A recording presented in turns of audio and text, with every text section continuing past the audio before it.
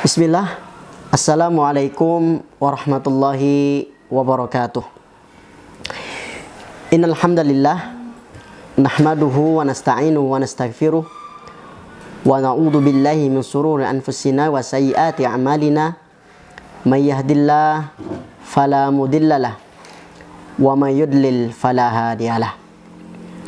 Asyhadu an la ilaha illallah wahdahu la syarikalah wa asyhadu anna Muhammadan abduhu wa rasuluhu la nabiyya ba'dah. Amma ba'd.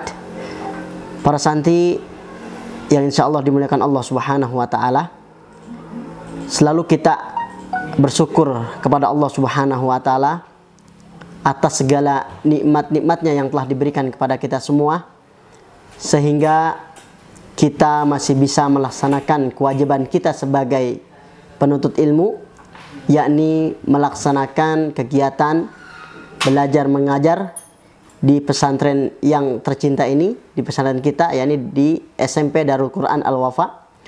Dan ini adalah bagian nikmat yang diberikan oleh Allah Subhanahu wa taala. Walaupun ya kita melakukan kegiatan belajar mengajar ini tidak seperti biasanya, ya. Kita melakukan pada saat ini melakukan kegiatan belajar mengajar dengan jarak jauh, dengan metode online. Para santri yang rahmati Allah Subhanahu wa taala, baik, kalian sudah siap? Kita mulai melanjutkan pelajaran sirah kita. Kemarin kita sudah membahas tentang kepemimpinan Abu Bakar As-Siddiq, ya, kepemimpinan Abu Bakar As-Siddiq.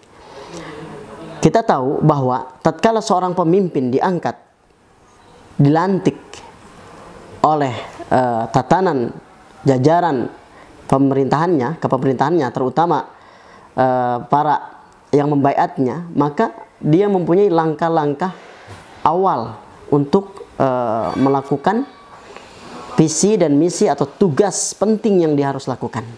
Seperti kita ketahui bahwa Abu Bakar As-Siddiq, dia diangkat sebagai khalifah pertama. Awal-awal dia diangkat sebagai khalifah pertama dia langkah awal adalah dia meneruskan, mengirim pasukan yang sudah disiapkan oleh Rasulullah, yaitu pasukan siapa?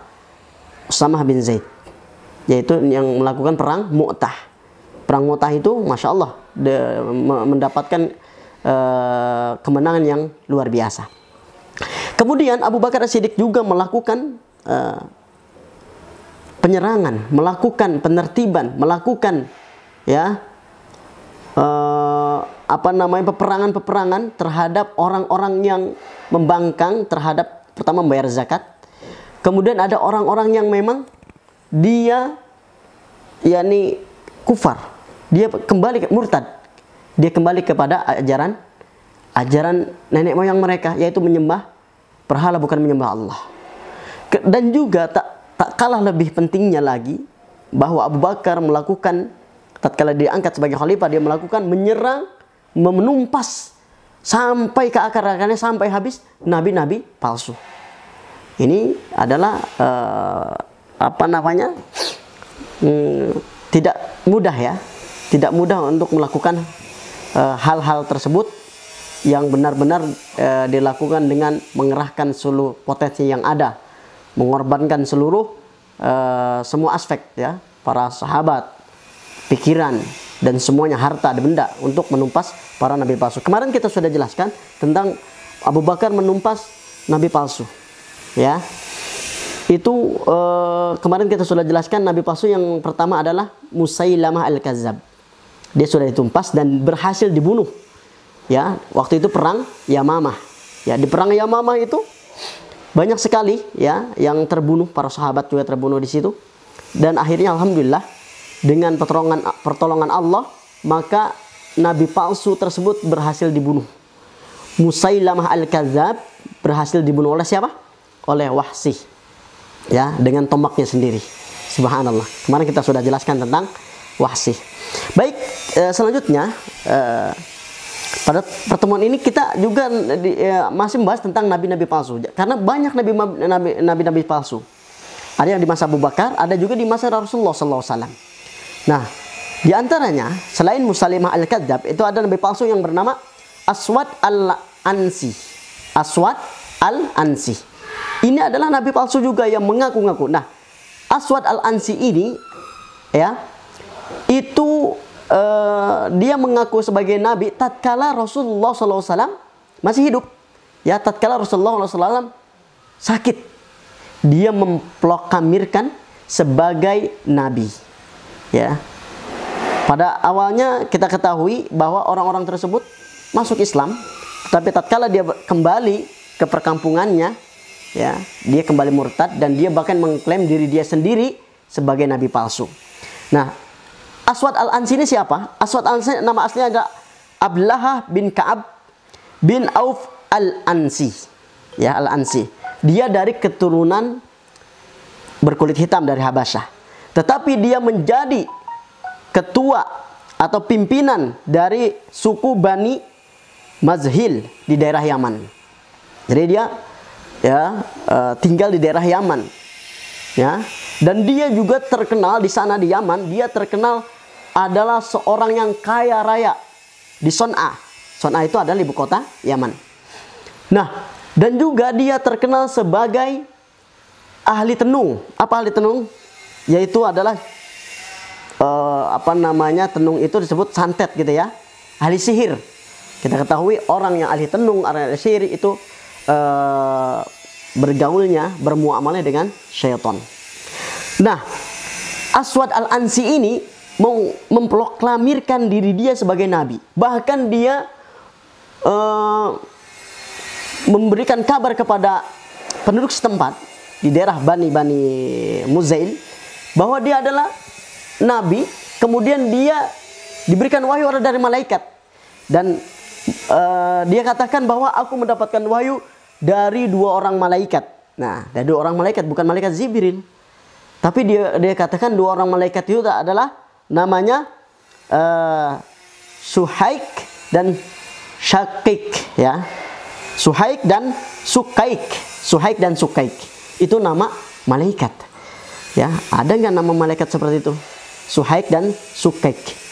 Itu ternyata ya para ulama mengatakan bahwa itu bukan malaikat, tetapi itu adalah syaitan yang selalu mengiringi dia, karena dia ahli tenung, tukang sihir.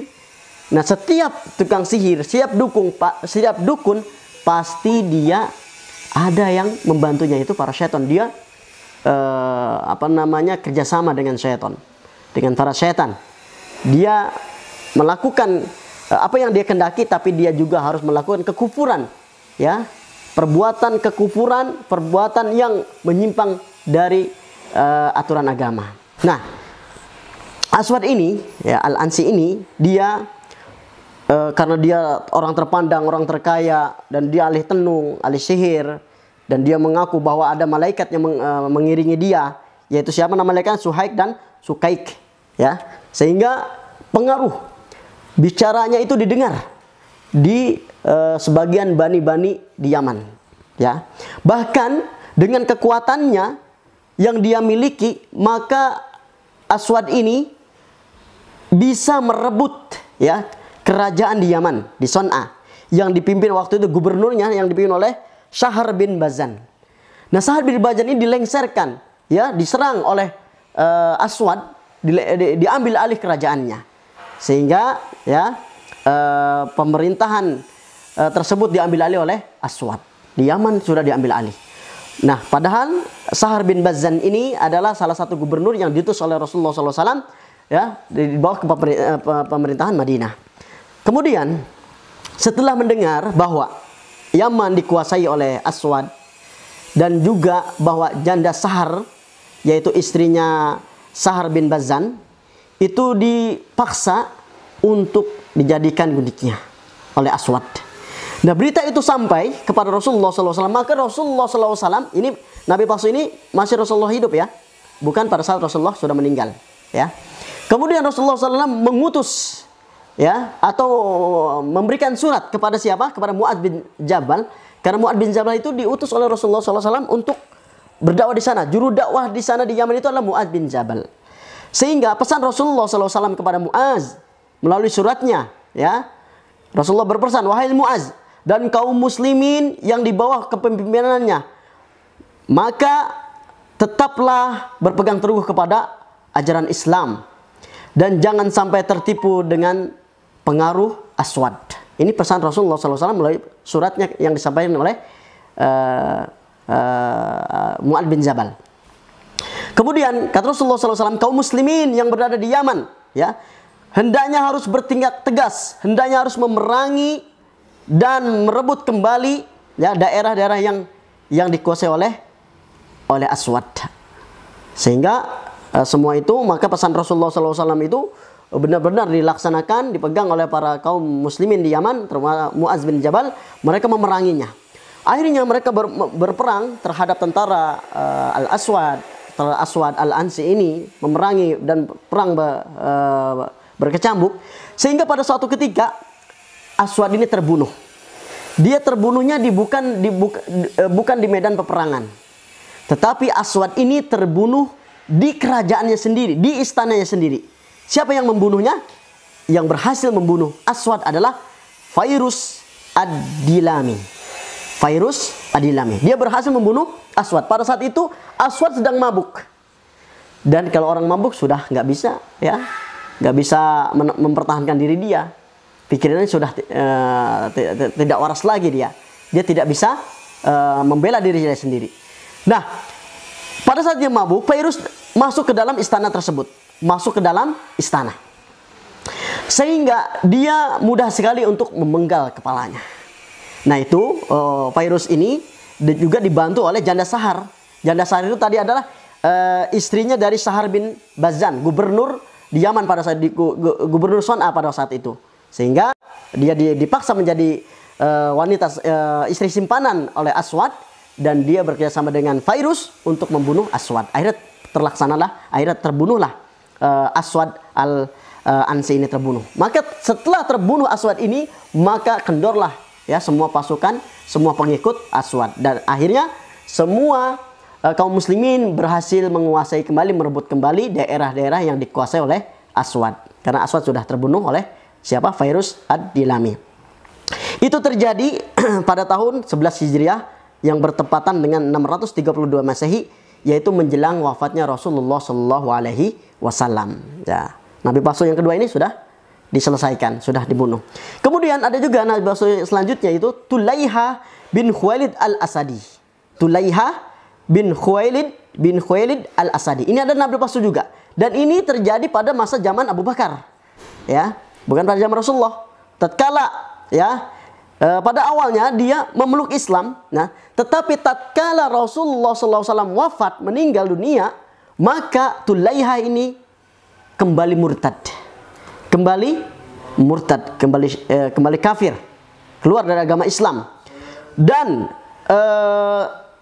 Tulaiha ini mendakwahkan dirinya, memproklamirkan diri sebagai nabi, dan itu didukung oleh orang-orang dari Bani Asad. Dan kabilah-kabilah di semenanjung Arab sudah terpengaruh oleh Tulaiha bin Khuwailid al-Asadi ini. Dia berdakwah terus, sama dia dapat wahyu, dapat